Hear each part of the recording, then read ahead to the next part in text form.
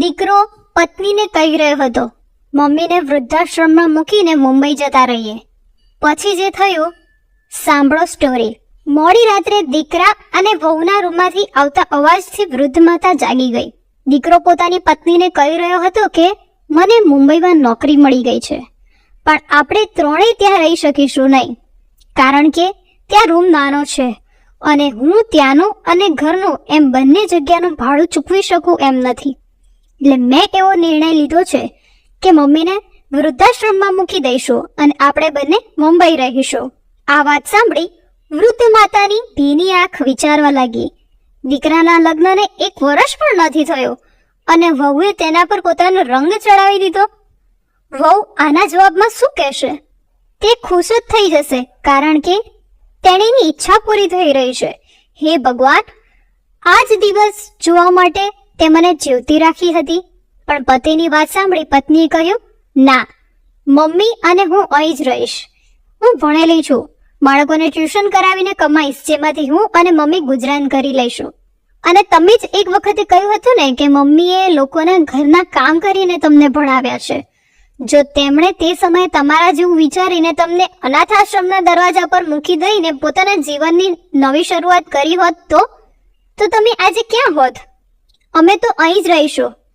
તમે જ્યારે ત્યાં સેટલ થઈ જાઓ અને એક મોટું મકાન રાખી શકો ત્યારે અમને બોલાવી લેજો. માં એક ઝાડની જેમ હોય છે, છાંયડો અને ફળ બંને આપે છે. આ સાંભળી માતાની આંખમાં આંસુ આવી ગયા. તે સમજી ગઈ કે તેને વહુના રૂપમાં ખૂબ જ સારી દીકરી મળી છે. મિત્રો, આ સ્ટોરીનો ભાવ એક જ છે કે સાસુ વહુનો સંબંધ પણ મા દીકરીનો સંબંધ છે. જો બંને તરફથી પ્રેમ અને સન્માન આપવાનો પ્રયત્ન કરવામાં આવે તો આ સંબંધ ખૂબ જ સારી રીતે નિભાવી શકે છે, જે પરિવારને સાથે જોડી રાખવાની મહત્વની કડી છે. સ્ટોરી 2. એક મહિલાએ રસ્તા પર કેળા વેચતા એક વૃદ્ધને પૂછ્યું, તમે કેળા શું ભાવમાં વેચો છો? કેળા વેચનારે વૃદ્ધે જવાબ આપ્યો, મેડમ, 10ના 4, 20ના 10 આપવા હોય તો બોલો, નહીં તો હું જાઉં છું. એમ કહી તે મહિલા આગળ જવા લાગી. વૃદ્ધ વિક્રેતાએ જવાબ આપ્યો, આવો અને તમે કહો તે જ ભાવે લઈ લો. કદાચ આ મારી સારી બોણી હશે, કારણ કે આજે એક પણ કેળું વેચાયું નથી. તે મહિલાએ કેળા ખરીદ્યા અને જાણે કોઈ મહાન યુદ્ધ જીતી લીધું હોય તેમ ત્યાંથી જતી રહી.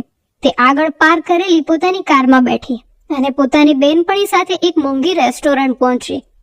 ત્યાં તેણે અને તેની બેનપણીએ તેમની મનપસંદ વસ્તુઓનો ઓર્ડર આપ્યો. તેઓએ ઓર્ડર કરેલી કેટલીક વસ્તુઓ ખાધી અને થોડી પ્લેટમાં છોડી દીધી. ત્યારબાદ મહિલા બિલ ભરવા ગઈ. કુલ 1286નું બિલ આવ્યું હતું. તેનો રેસ્ટોરન્ટના માલિકને 1500 રૂપિયા આપ્યા અને બાકીના પૈસા રાખવા કહ્યો. તે રેસ્ટોરન્ટના માલિક માટે આ ઘટના એક સામાન્ય ઘટના હશે, પરંતુ કેળા વેચતા ગરીબ વૃદ્ધ સાથે બનેલી ઘટના ખૂબ જ પીડાદાયક હતી.